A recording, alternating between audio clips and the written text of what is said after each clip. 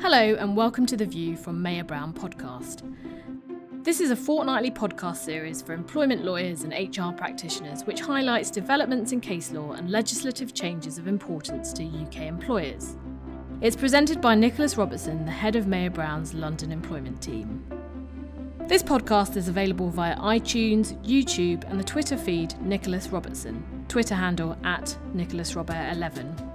It is also now available on Spotify, Google Play and Yahoo. The time spent listening to these podcasts can count towards your continuing education requirements. And at the end of the podcast, we will explain how to get in touch if you wish to claim credit for continuing education purposes or if you have any comments or questions. Hello and welcome to podcast number 176. I hope everyone is staying well and out of harm's way. Since the last podcast, I've done a webinar for Employment Lawyers Association, doing the interview alongside Elba with the President of the Employment Appeal Tribunal. And last week, I did a webinar for the Industrial Law Society on return to work issues, which is really interesting. And if there's an opportunity to track either of those down, one of them will be on the Employment Lawyers Association. I think the ILS one is generally available too. Please do follow up and have a listen.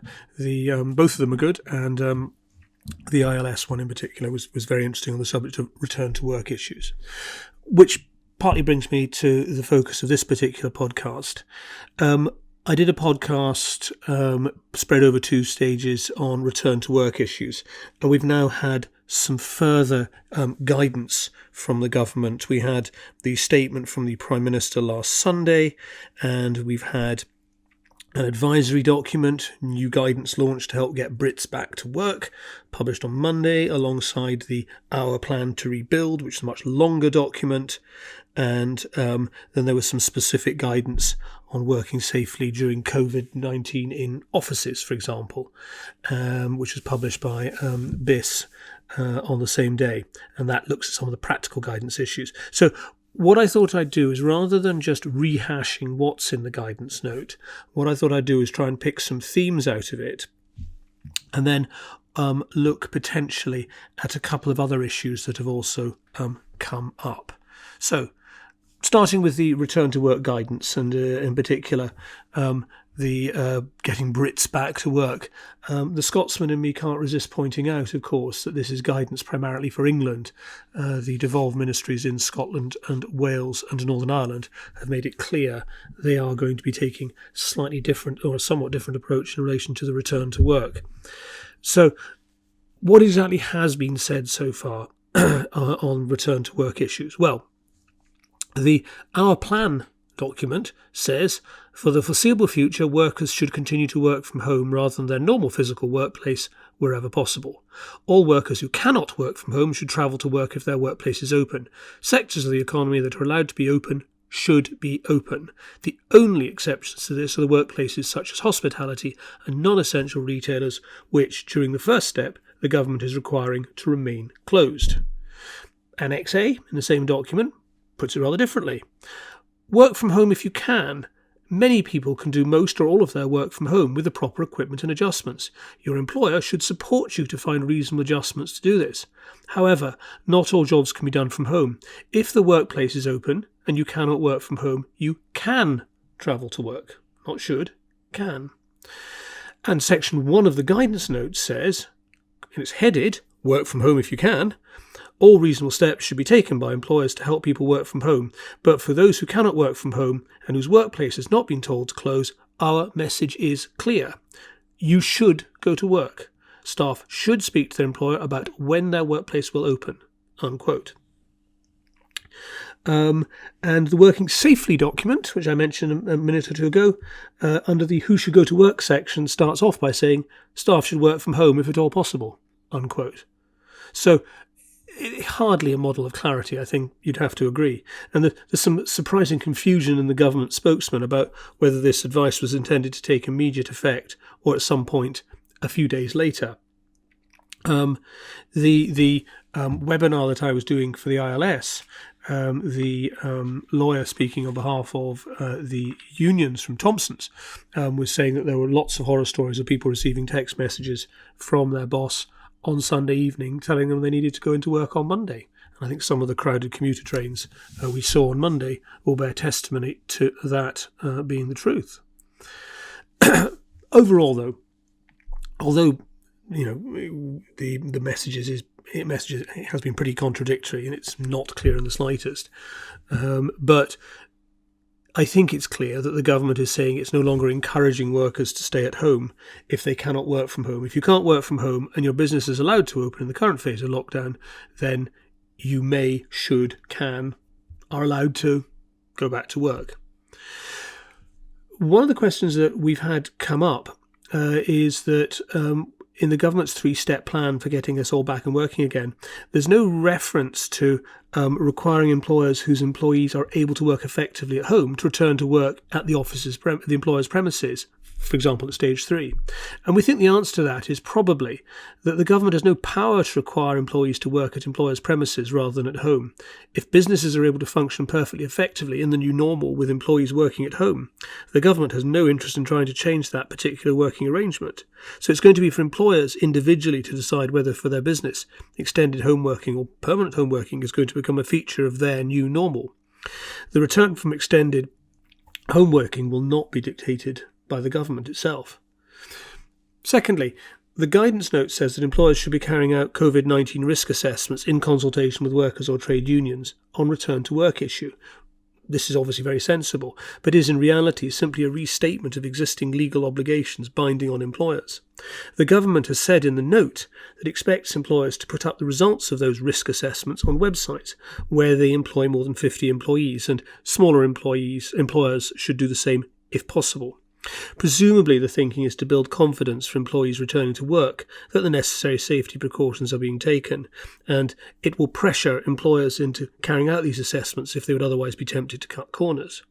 And of course, it follows from that once you've posted the assessment on the website, if it is shown to be inadequate, or if great policy but it's not being implemented, that'll be a jumping off point for any claims by employees if they feel that their health has been compromised by their employer, or indeed they're refusing to attend work, which I think may well be a particular issue. The third principle from the guidance is the employer should maintain 2 metres social distancing wherever possible for employees, and it said this is likely to involve redesigning workspaces, staggering start times, changing seating layouts in breakout rooms, etc. And look, many employers are already taking proper and detailed advice on the arrangements to apply in their offices, and this element of the guidance note is entirely predictable. Indeed, I think we foreshadowed it in the thing we put out a couple of weeks ago. The new guidance note also says that where people cannot work 2 metres apart, employers should manage transmission risk. And this indicates the level of risk which the government is willing for employees to accept. It's probably entirely realistic, if most businesses are to return to work, that in some cases it will simply not be possible to combine the maintenance of social distancing and carrying on the business. The government is not saying that if businesses cannot maintain social distancing, they should remain closed. Quite the contrary. For such non-socially isolating workplaces, the government is advising that employers should look at putting barriers in shared spaces, looking at shift patterns, creating fixed teams to try and minimise the transmission risk of people coming into contact with each other outside of those fixed teams. Of course, a risk assessment is going to have to be much, much more detailed and specific to the workplace in question. The Working Safely document does raise the possibility that the employer should consider whether a particular activity should continue to be performed if it cannot be done in accordance with social distancing guidelines. And if the problem is limited to a particular aspect or a particular task in a business, this is obviously a fair question to ask. In the context of clinically vulnerable employees attending such non-socially distancing workplaces, the Working Safely document suggests that such individuals, if they cannot work from home, should be offered the safest on-site roles, and if they cannot maintain social distancing, the employer is to consider whether their attendance at work involves an acceptable level of risk. The government, interestingly, has not said that face masks are mandatory or any face covering, and I understand that there were questions asked in Parliament about whether that amounted to an unacceptable derogation from health and safety legislation. I could quite see that being a battleground if the advice is that there is a risk of transmission, particularly in environments where social distancing is not feasible. then expecting employees to work without protective gear may be controversial, shall we say. The points really... so the guidance note, the final part of the principle for the guidance note is it highlights the importance of reinforcing cleaning processes to reduce the risk of transmission from surfaces, hand washing facilities, hand sanitizers at entry and exit points, etc. So what are the points arising from the government's guidance note? Well, the briefing on Sunday and then the follow-up on Monday has received a lot of criticism for being unclear, muddled, undermining confidence in return-to-work processes rather than fostering it. Whatever the rights and wrongs of those views, there can be little doubt the country seems to have progressed extremely rapidly to a situation where, from either Monday 11th May or Wednesday 13th May, depending on which government spokesman you're listening to, a shift in policy has been announced where the expectation is that individuals who cannot work from home will go back. There's advice to avoid the use of public transport when commuting to work, but without any real indication of what the alternative will be for employees who have no choice but to use public transport to get to and fro. I think I read somewhere there's 6 million daily trips on buses in London alone, 1 million commuters come in to London via trains, 50% of London's commuters rely on the underground, etc. And there's been significant criticism that the government's announcement has left too little time for this sort of planning, which they are clearly expecting to happen before the return to work. The unions are complaining that they were kept in the dark about what the government was planning to announce. In fairness to the government, employers should know that there was no requirement for any employer to open its business on a particular day or date. The government's guidance was that employers are permitted to open businesses. Moreover, the guidance note did make it clear that employees should discuss with their employer when the business was ready to open. Businesses that are opening on Monday or Tuesday this week were therefore doing so on the basis that employers were saying to employers they were ready and open and safe to work at. That's the judgment call for the employer, not the government. Secondly, of course, the furlough scheme remains in place until 30th of July, unchanged, and in some tapering form after that date. Therefore, employers who are making use of the furlough scheme as part of their business measures during the pandemic can continue to make use of that scheme, and therefore the time that is being bought by relying on that scheme to do the necessary planning, changes to office layout, etc., etc. But I think it's important to appreciate the government wasn't ordering people back to work and ordering businesses to reopen. Still something entirely for the employer, and therefore the risk and responsibility lies entirely on the employer. The next point to make is there have rightly been significant commentary on the extent of an employer's legal duties under health and safety legislation to take reasonable steps to the health and safety of the workforce. Unequivocally, it's important that employers comply with their legal duties. This week, we've heard of 2 claims. A woman who was pregnant and wasn't furloughed by her employer, claiming she should have been furloughed, and a trade union looking at a judicial review for lack of protection for workers in the gig economy. But I think, for employers to view the main objective of risk assessments and health and safety precautions which they're undertaking as being to achieve basic compliance with the law for fear of legal sanction, you're viewing matters from the wrong end of the telescope. First, if you just view it as a legal issue, I think it's questionable how significant the legal risks arising from any breach of the legal obligations will be, excluding exceptional cases. There appear to be significant inhibiting factors which would reduce the risk of a claim by an employee who becomes ill after returning to work, and it's felt that there's been inadequate health and safety planning by the employer. In part, employers are going to know that employees are very unlikely to claim constructive dismissal in these somewhat challenging times. How likely are individuals to find alternative employment? Secondly, we don't think there are likely to be many individual cases of an employee claiming that the employer's breach of health and safety legislation led to that employee catching the virus. Thankfully, for the most part, many people who catch the virus seem to make a full recovery, unpleasant though the process is. Others hardly seem to suffer at all. Clearly, that would mean that any personal injury damages awarded would be of limited value, making it unlikely that many would choose to embark on litigation. In any event, issues of causation might make it difficult for employees to show, to the standard required by the court in a case, that the damage suffered, i.e. catching the virus, was caused by the employer's negligence or other breach of legal obligation. It's possible, of course, that collective action against large-scale employers, particularly where there are recognised trade unions representing staff, might be feasible. But that feels like the exception rather than the rule. Instead, I think the way employers should see this, health and safety measures being taken them are being judged not primarily in the light of the legal standard to be applied by a court at some point down the line, but by the willingness of employees to come back to work in the first place and to stay at work as part of a sustained return to work. In that context, I think the comment by the CBI that was made as part of the new guidance note is bang on the money. The Director General of the CBI pointed out, quote, "Unless people feel safe, employees won't return, customers will stay away, and the restart will falter, harming livelihoods and public services." The health and safety requirements which are to be considered and complied with by employers are, I think, as much about justifiably promoting confidence in employees to come back to work and customers to trade with the businesses, and so to give the businesses the best chance of surviving. To that extent, the court which is going to judge employers' measures is the court of public opinion rather than a court of law.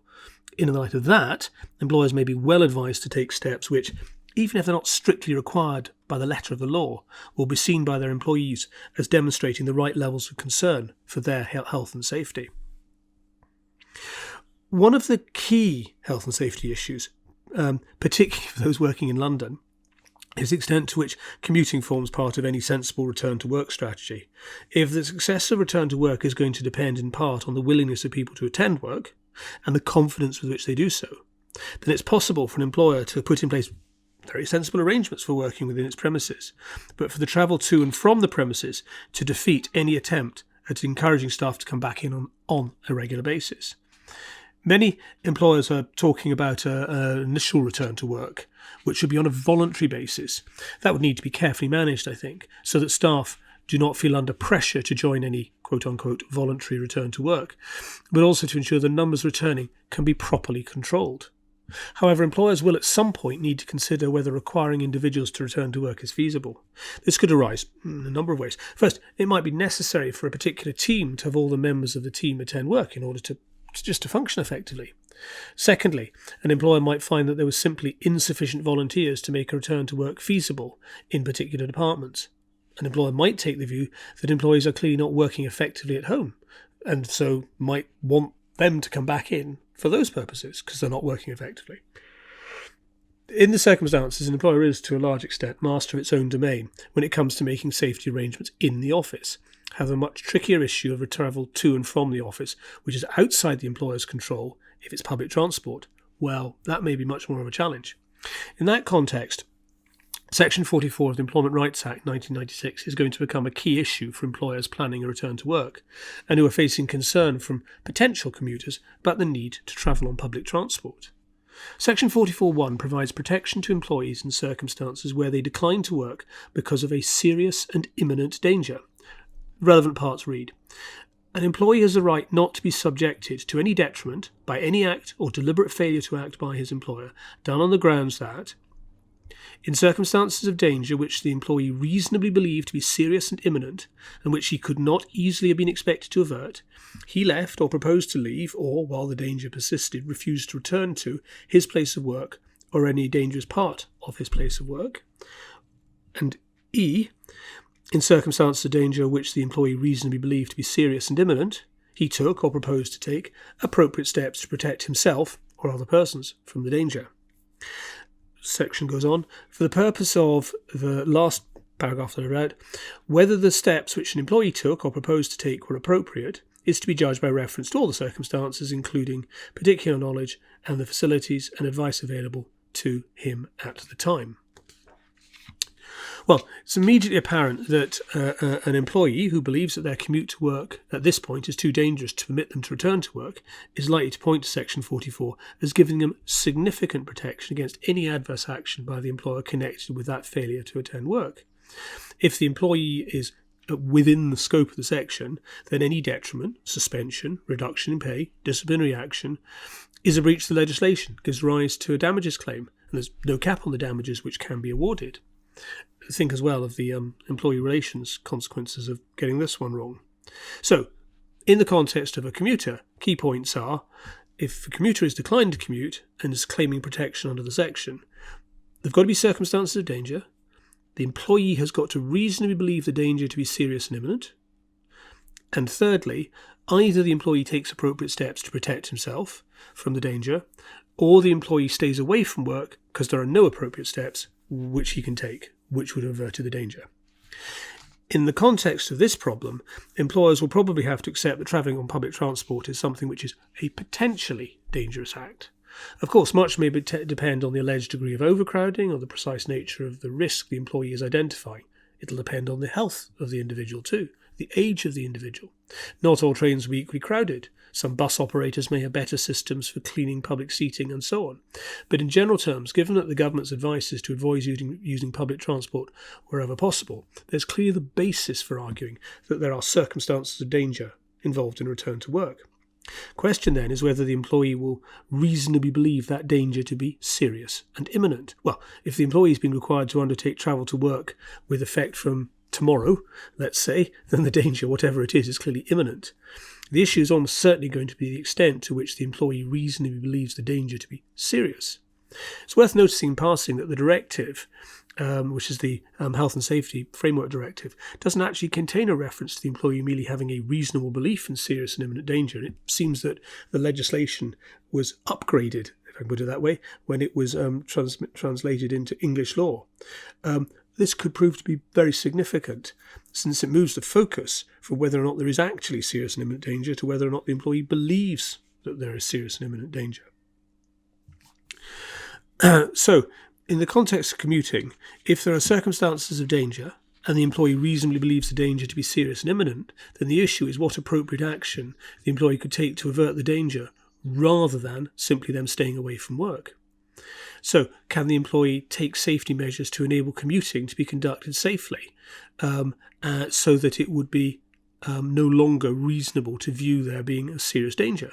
For example, could that include the purchase of a protective face mask?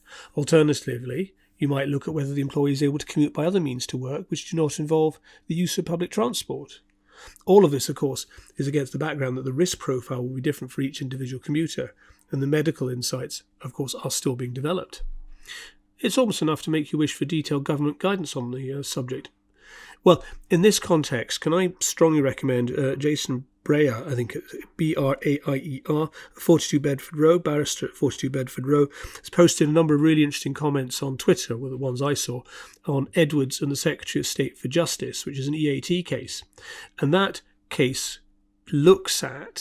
considers to an extent, the issue of commuting and health and safety at work. And it related to some prison officers at Dartmoor who were claiming they'd suffered a detriment when they were fined wages for not attending work, when they were saying they had refused to travel because of adverse weather conditions on their way into the prison. And on the day in question, the prison guards attempting to commute to work found the road to the prison was marked as closed. On the day in question, the prison guards who had to drive across Dartmoor to get to the prison found that the road they needed to use had been marked as closed by the police. So there was a system in place under which they would drive to an agreed default pickup location, and the idea was that the prison service would make available a transport service which would take them the rest of the way there. But a number of the prison guards refused, when the transport turned up, the number of prison guards refused to get onto them on the grounds that the road that they were going to use to go through to the prison was still marked as closed. There was a conflict of evidence about the nature of the closure and whether the prison guards had been made aware that the police had only marked the road as closed for advisory purposes.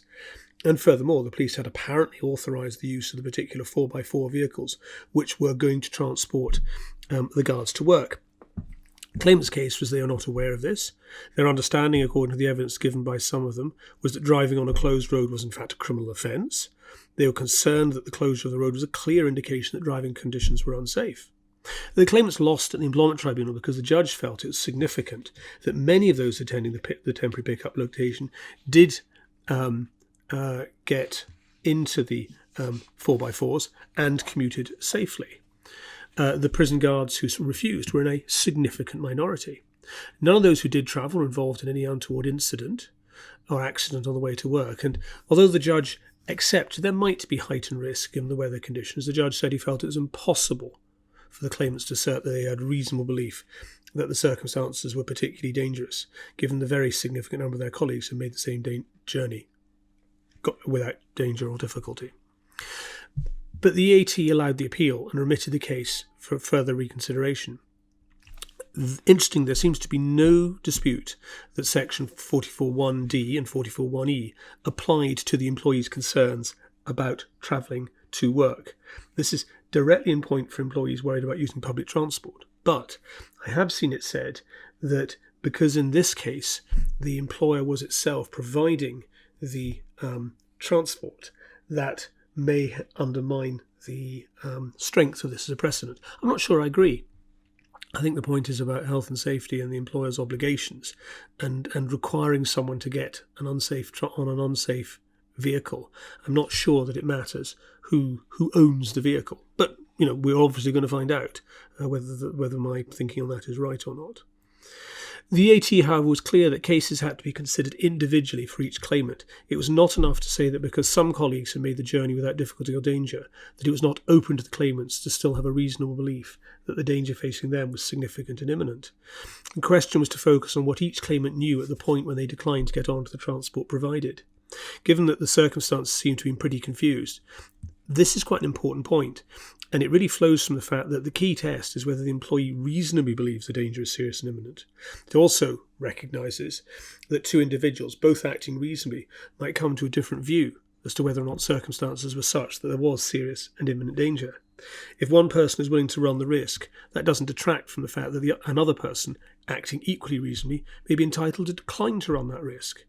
If you choose to run the risk of serious danger, then my ability to decline that risk is unimpaired.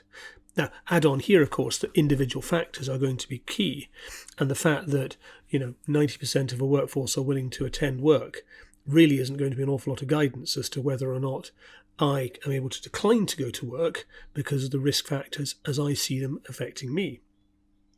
Going back to this as a commuting issue, it's key to remember that any analysis of a given situation is going to be fact-sensitive. Here, one helpful factor for employers is that employees faced with commuting and concerned about doing so are probably going to have a period of time in which to conduct some research and to inform themselves about the real scale of the risk they might face when commuting.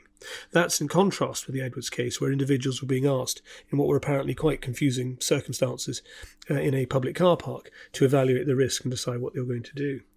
The period before an employee is required to commute may encourage a tribunal to expect a more realistic appraisal of the situation from employees attempting to rely on Section 44.1 to decline to attend work. Put it another way, if the test is, do you reasonably believe something to be serious and imminent danger, then I think it follows from that if you have an opportunity to do some research, if you wish to be seen to be reasonable, then I think you're going to be expected to do some research or take some. Government guidance currently recognises that public transport is to be avoided where possible, so there is a recognition in the government's own guidance that commuting carries with it a degree of risk. But even that perception could easily be affected if research shows, for example, commuting for, I'm going to make this up, less than 20 minutes carries with it an appreciably lower risk of being infected, even if one is stood in close proximity to someone, provided face masks or face coverings are being worn, just to take one example. More practically, in this context, what is the employer to do? Well, we anticipate that most employers will want to be reasonable. Of course they will. No employer is likely to wish to discipline or dismiss an employee for refusing to attend work and thereby create what would be a highly damaging claim, both legally and from a public relations and employee relations perspective. It would be a nightmare. On the other hand, employers may feel they have to draw a line in the sand at some point where they are requiring individuals to come in, as otherwise any return to work might become completely disorganised and unworkable. Equally, with the furlough scheme being wound down from 1st August, clearly many employers will want to encourage a return to part-time work for furloughed employees. This may not be popular with furloughed staff. So that leads back to the point which I mentioned in our previous podcast, the importance of clear communication, both with any collective consultative bodies and with individual employees. There can be no drawback for employers to discussing commuting with their health and safety committee. Advice can be taken from experts on steps that commuters could take to lessen any risks. The employer can stagger start times, ensure that all staff work from home for part of a working week. If, based on the current medical advice and consultation with staff, the employer is able to hammer out a policy which sets out the employer's reasonable expectations on commuting, this is far more likely to assist an employer in defending a claim under Section 44 if the need arises. And of course, any policy addressing commuting to or from work should presumably make clear what is expected from individuals who have an enhanced risk profile, underlying health conditions, pregnancy, etc. And again, of course, the medical evidence with that may continue to develop too. Anyway, if the situation does arise and employees are refusing to come to work because they're saying the commute is too dangerous, employers, I think, should be prepared to allow some leeway for a reasoned and calm discussion to take place rather than an emotive argument. If the employer wishes to reassure the employee that travelling into work is acceptably safe, this is far more likely to happen if the employer allows the employee a little time to reflect on what they're being told and perhaps looks reasonable to compromise over the precise date of return. Additionally, if the employer is able to provide facts and a rationale for why commuting is not high risks, or alternatives that the individual might well be able to consider as an alternative to travelling by what is perceived to be high-risk transport, then the employer is likely to come across as far more trustworthy, far more supportive, and in the circumstances, far more likely to succeed in persuading the individual to come back to work. But if the worst happens, far more likely, I would have thought, to win any litigation and keep the workforce on side in the process. In that context, I think it's noteworthy that in the Edwards case, the AT said it would have been highly relevant whether or not the individual claimants knew that the police had not officially closed the road and knew that they had sanctioned the use of the particular 4x4s to transport them. According to the AT, if they knew those facts, it would be much more difficult for them to assert there was serious and imminent danger and for that belief to be reasonable. Both employee relations and employment law, and frankly common sense, all point to the fact that an employer is likely to do far better by allowing an employee who's troubled about a return to work sufficient time to prepare and for the employer to engage in a dialogue about the safest way to make this happen. So there we have it. Some more stuff on the return to work. I have a further podcast to do. Since sadly we think there's going to be a significant uptick in the need for collective consultation, we're doing quite a lot of advice around handling collective consultation remotely. How does it work? What are the pitfalls? Can you do it? So I'll do a podcast on that in the next few days. And in the meantime, of course, I hope everyone stays safe and continues to do so. And I look forward to speaking again in a few days' time. Take care, everyone. Bye. So that concludes this podcast. We hope that you find it and others in the series helpful. If you have any comments or questions or want to know how to claim continuing education credits, please email Nick at nrobertson@mayorbrown.com. Thank you for listening to the podcast.